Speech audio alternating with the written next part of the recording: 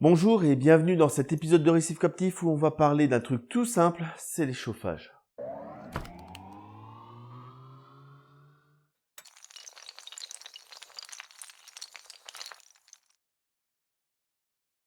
Quoi de plus simple qu'un chauffage aujourd'hui, c'est quelque chose qui est très standard, très facile, que tout le monde connaît. Pourtant, c'est un élément où je vous invite quand même à prêter une certaine attention à ce que vous mettez dans l'eau. Parce qu'aujourd'hui, on a des chauffages qui valent 30 € et des chauffages qui valent 5 €. Quand on sait que le chauffage, c'est la première source de panne dans un aquarium, autant faire attention à ce qu'on choisit et savoir pourquoi est-ce qu'on l'a choisi. Au niveau de la construction d'un chauffage, on a plusieurs choses. On a ici, en général, au-dessus, un système qui permet de régler la température. Ces systèmes de réglage, ils peuvent être plus ou moins précis. On va avoir de toutes simples molettes avec ici un indicateur qui vous donne à peu près une température. Parce que soyons clairs, aucun chauffage ne va être pile poil à la bonne température. C'est une estimation grâce à une lamelle qui réagit à la chaleur. Donc quand vous mettez 25 degrés, contrôlez toujours que vous êtes bien à 25 et pas à 27 ou 22. Il peut y avoir des gros deltas selon la qualité des chauffages. Certains chauffages, et c'est le cas chez Eheim, ont une bague rouge ici. Je vais vous mettre un gros plan à côté de moi qui peut être bougé pour faire ce qu'on appelle un étalonnage. C'est-à-dire que vous mettez votre chauffage en route sur une température donnée et vous vérifiez la température réelle de l'aquarium. C'est-à-dire que vous dites, tiens, je veux 25. Au bout de 24 heures, vous vérifiez, est-ce que je suis bien à 25 ? Si ça se trouve, vous allez être à 24 ou bien 26.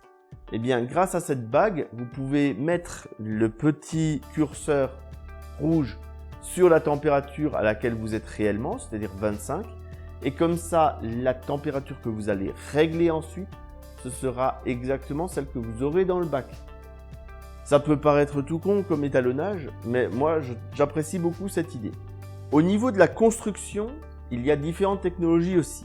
C'est-à-dire que certains ont une céramique à l'intérieur du verre, tandis que d'autres ne l'ont pas. La céramique, à quoi elle sert ? La céramique, elle va emmagasiner de la chaleur et la restituer ensuite. C'est intéressant si on veut que quand le chauffage s'éteint, il continue sur un certain temps à diffuser des calories et à chauffer l'eau.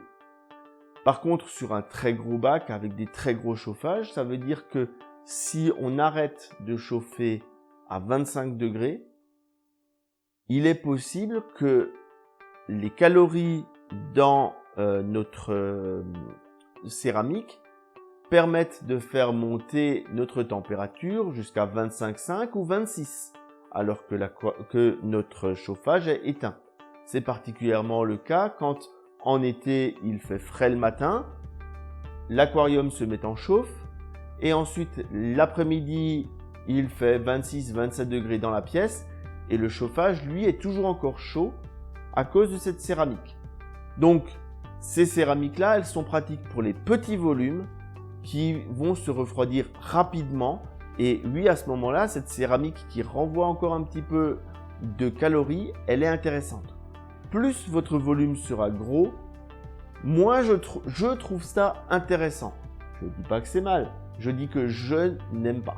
C'est tout. C'est cette raison qui fait que j'ai choisi un chauffage Eheim parce qu'il y a juste mon filament de chauffage et que derrière, il n'y a rien. C'est-à-dire que quand j'arrête de chauffer, il n'y a plus de diffusion calorifique sur une longue durée.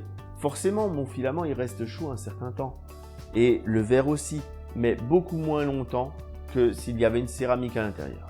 Ce qui fait que ce chauffage-là, il va vraiment être précis, quand il démarre, il chauffe tout de suite.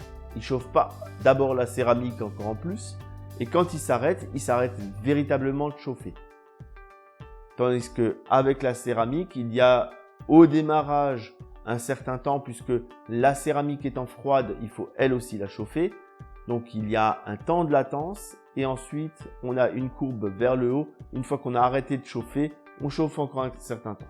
Donc ça peut être, c'est un paramètre intéressant à observer. La durée de vie des chauffages, c'est quelque chose de court. C'est-à-dire que aujourd'hui, selon les qualités, on va estimer à la durée qu'un chauffage, il va tenir entre 2 et 5 ans. Ça veut dire que si vous avez un bon chauffage, au bout de 5 ans, il peut très bien encore fonctionner, mais commencez à prévoir le chauffage de remplacement. Hein, ça coûte rien d'avoir un chauffage à la maison, prêt dans sa boîte, pour, en cas de panne, venir tout de suite prendre le relais. Puisque ne pas chauffer l'aquarium, c'est prendre des grands risques pour la population. Pour un chauffage à 30 balles, excusez-moi, mais ça vaut pas le coup. Donc, le chauffage, c'est un des éléments de l'aquarium que je vous conseille d'avoir en pièce de rechange. Maintenant, aujourd'hui, j'ai, moi, fait le choix des chauffages Eheim. Comme je le dis souvent, c'est mon choix. J'ai déjà eu d'autres marques qui que j'ai bien aimé. Hein. J'ai eu des pannes de chauffage avec un chauffage que j'avais laissé et au bout de 5 ans et demi, ce qui veut dire quand même que c'était un bon chauffage, hein, c'était un Nuwa, c'était un bon chauffage.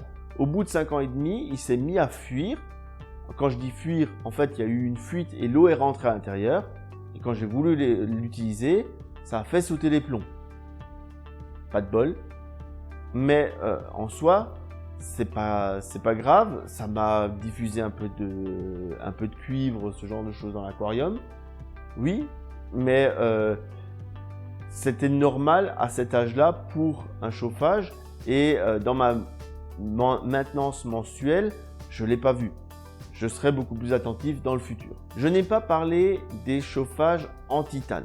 Pourquoi? Parce que j'en ai pas acheté personnellement. Et je vais vous dire pourquoi j'en ai pas acheté personnellement. Ça va permettre de comprendre un petit peu. En fait, ces chauffages en titane, on est obligé d'avoir toujours un contrôleur pour la température. C'est-à-dire que, et d'une, c'est relativement cher, le chauffage en titane. Et il faut rajouter le coût du contrôleur. Alors oui, j'ai un petit contrôleur de chauffage, mais lui aussi, au bout de 5 ans, là, il m'a lâché, il va falloir que je le remplace. Donc, si on met ensemble toutes ces choses-là, ça fait quand même un coût pour le chauffage. De plus, on trouve quand même différentes qualités de chauffage titane. Et si vous prenez des premiers de prix, ils sont tout autant, voire plus, soumis à la panne qu'un chauffage en verre. Je préfère à ce moment-là avoir un chauffage en verre où je peux voir à l'intérieur s'il y a un souci. J'oublie aussi les chauffages en plastique. Là aussi, je n'en ai pas parce qu'en général, on va plus les trouver pour les nano-aquariums. Ils sont pratiques si vous avez à avoir le chauffage dans le bac et en plus des poissons agressifs qui pourraient venir attaquer le chauffage. Ça peut arriver avec des poissons clowns par exemple. Là aussi, je n'en ai pas parce que pour mon volume à moi, c'est pas adapté. J'espère que vous en savez un petit peu plus sur ce qui se fait en termes de chauffage. Si ça vous a plu, pensez au pouce bleu sur la vidéo. Si ça ne vous a pas plu, pensez au pouce bleu et à laisser un commentaire. En attendant, je vous dis à bientôt pour d'autres épisodes de Récif Captif.